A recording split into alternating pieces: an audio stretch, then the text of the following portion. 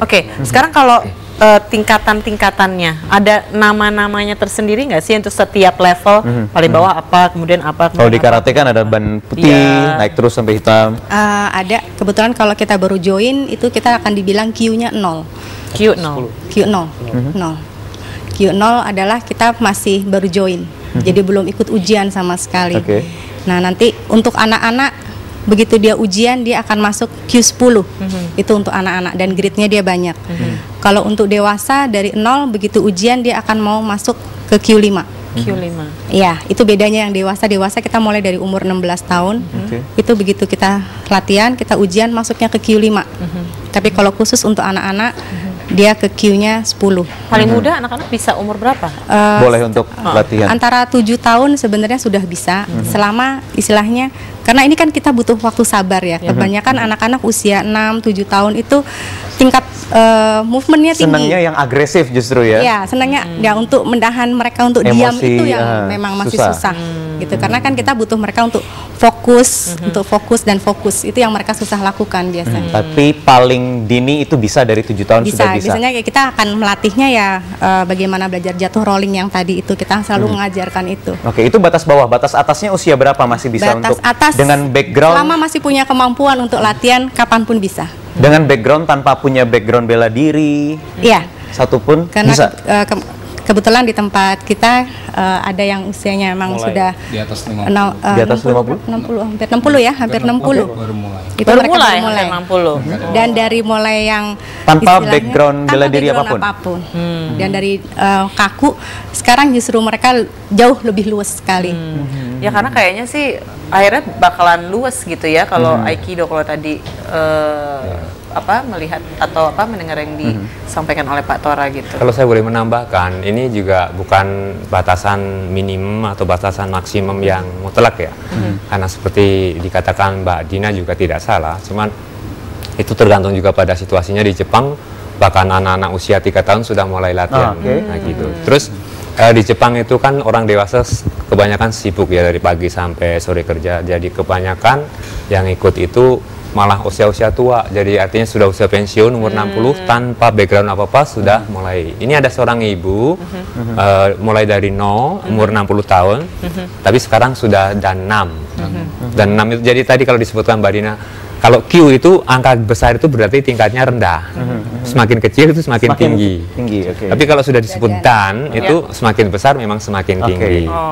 Oke. Nah sekarang mungkin mumpung ada Sensei Dina di sini ya, mungkin buat kita para perempuan gitu ya. Kalau di Aikido ada nggak sih pengkhususan teknik-tekniknya lah gitu untuk wanita gitu? Yang paling mudah, paling tidak bisa ditunjukkan ke pemirsa. Untuk hari-hari nih. Untuk hari-hari yang paling simpel saja. Oh, ada. Bahaya sederhana ya. hari-hari. Paling tidak untuk anak-anak dan mungkin untuk wanita perempuan. yang trik-triknya aja. Boleh, silakan. Coba mungkin Siapa? menghadapi Mas Joko lah mungkin kali nih. Yang lebih besar. Kayaknya lebih besar gitu. Oke, coba dipraktikkan. Iya. Oh gitu ya. Oke. Bisa sambil dijelaskan mungkin Pak Tora? Bisa sambil dijelaskan? Mungkin Pak Tora. Pak Tora saja, ada audio, silakan. Ya, sebenarnya kalau tapi lihat gerakannya dulu. Teknik ini biasanya kan mungkin kalau cewek kadang-kadang kita salaman. Oke. Mungkin suka ditarik cowoknya iseng. Oke, sorry. Kalau salaman kadang suka cowok iseng gitu. Genit gitu ya? Ya, itu ada colek-colek apa itu tangannya? Jadi yang kita lakukan semakin kita tarik dia akan semakin kenceng. Oke. Jadi yang kita lakukan kembali lagi kita pegang yang kenceng. Kita cuma muter ke sini. Ini udah kekunci. Ini sudah kekunci. Tapi kan tidak berhenti di sini dong. Kita harus melepaskan diri dong dari Ini Pak Joko. kalau dia sudah begini, ini udah lepas, kita bisa lepas kok. Karena otomatis dengan terkunci ya penyerang akan melepaskan diri gitu ya. Terus kadang-kadang kita juga suka dipegang di sebelah sini. Itu kita tinggal masuk ke sini. Ini juga udah mengunci. Hanya satu gerakan sedikit diputar ke kanan gitu saja ya. Putar ke kanan, jadi kita mendekat. Ini kita cuma nunduk ke arah dia. Ini mau coba. Tapi coba deh, saya deh yang coba deh. Kayak kalau Mbak Dina kayak gampang banget. Pasti, coba Mas. Salah ya? Pegang. Oke, jadi noni. Oke ya. Ini salam. Mbak Lia tinggal muter. Ini pegang, ini deketin ke arah dia. Oke. Deketin ke arah dia. Mbak Lia muter. muter.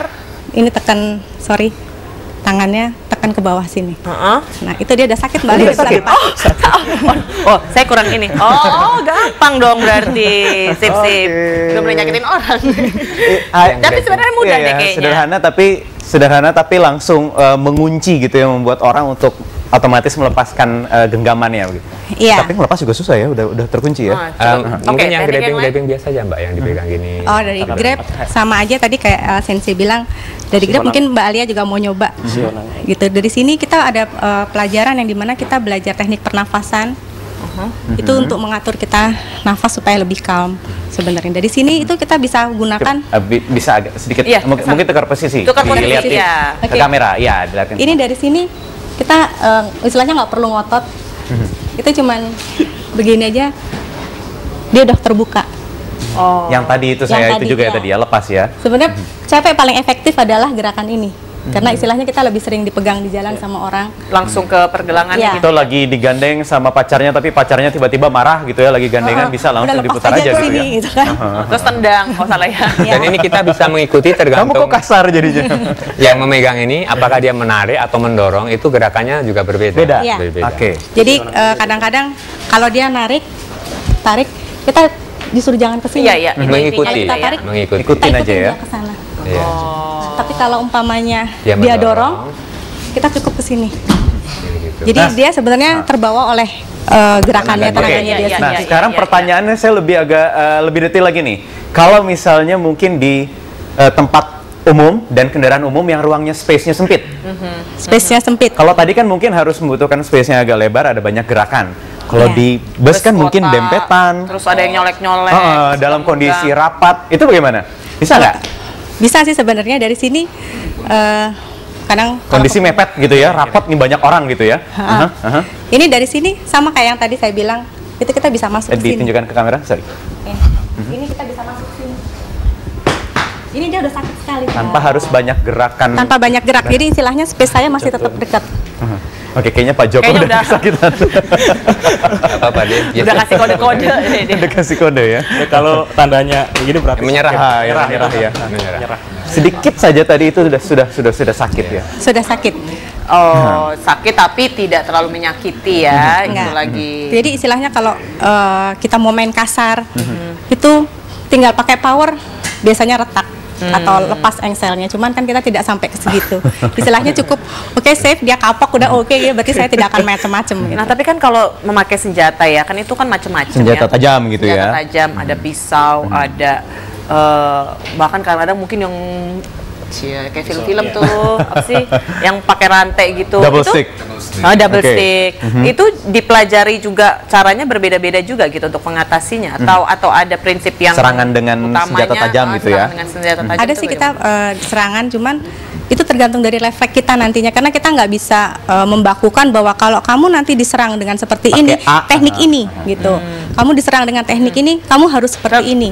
Kebanyakan mikir malah buru Ya, biasanya kalau sudah di lapangan yang kita lakukan adalah refleks. Ya, itu kebiasaan jadinya ya. Itu sebabnya pada saat latihan biasanya kita di drill dengan refleks. Jadi refleks dari sini larinya ke sana, dari refleks dari sini ke sini. Jadi hanya refleks yang kita kerjakan. Yang paling penting yaitu kita belajar menghindar. Jadi sebenarnya belajar menghindar itu sangat mudah. Sering dilakukan sehari-hari oleh siapapun, cuman nggak sadar bahwa itu sebenarnya sebagian kecil dari teknik Aikido yang paling penting. Oke. Ya, oke. Mas Joko mungkin mau menambahkan terakhir untuk pemirsa mungkin yang ingin mempelajari Aikido, ingin mendalami harus Aikido menyiapkan apa saja? kalau untuk Aikido kita standar mungkin baju gi ya, baju putih-putih gitu untuk pemula ya, itu aja sih. Kesiapan mental perlu Kesiapan kan? mental ya mungkin kita kan berlatih secara soft ya, jadi nggak ada istilahnya adu segala macam. Kalau mungkin di bela diri yang lain kan kita ada adu dengan komite lah segala macam seperti itu. Jadi nggak usah khawatir lah untuk mempelajari Aikido. Jadi intinya kita belajar itu untuk lebih, pertama kalau untuk anak-anak biar lebih confident, kemudian bisa jaga diri selain itu. Nah itu aja sih. Baik. Jadi pokoknya kalau di jalan ada terus dua orang terus nggak jadi berantem tuh berarti Aikido sama Aikido. Itu Aikido kan, ya? gitu. Atau kalau ada Kirikan aja. atau kalau di jalan ada yang mau mengasari kita tinggal telepon Pak Tora saja. Terima kasih. Dina, cepat kemari. Terima kasih sudah hadir teman-teman dari Indonesia Aikido Institut Aikido Indonesia Atau dari IAI, ya. Indonesia Bicara. Dan setelah ini kita akan berbincang-bincang mengenai suatu komunitas sport juga, komunitas lari ya. Ya. Ini para pencinta lari. Ini mereka juga ada apa ya? ada istilahnya wadahnya rutinitas, juga, ada wadahnya ada juga wadahnya. rutinitas berlari di malam hari. Nah, pengen tahu itu sehat tapi udara malam itu gimana? Nah, dan Kita ditambah tanyakan. lagi bulan lalu ada 3 orang yang baru saja mengikuti ultramaraton. Ultramaraton itu adalah lari maraton, tapi sampai 169 kilometer. Oke, kita akan Lari dalam belasan jam. Apa rasanya? berbincang-bincang ya dengan mereka setelah ini. Jangan kemana-mana, tetap bersama kami di Indonesia Bicara. Terima kasih.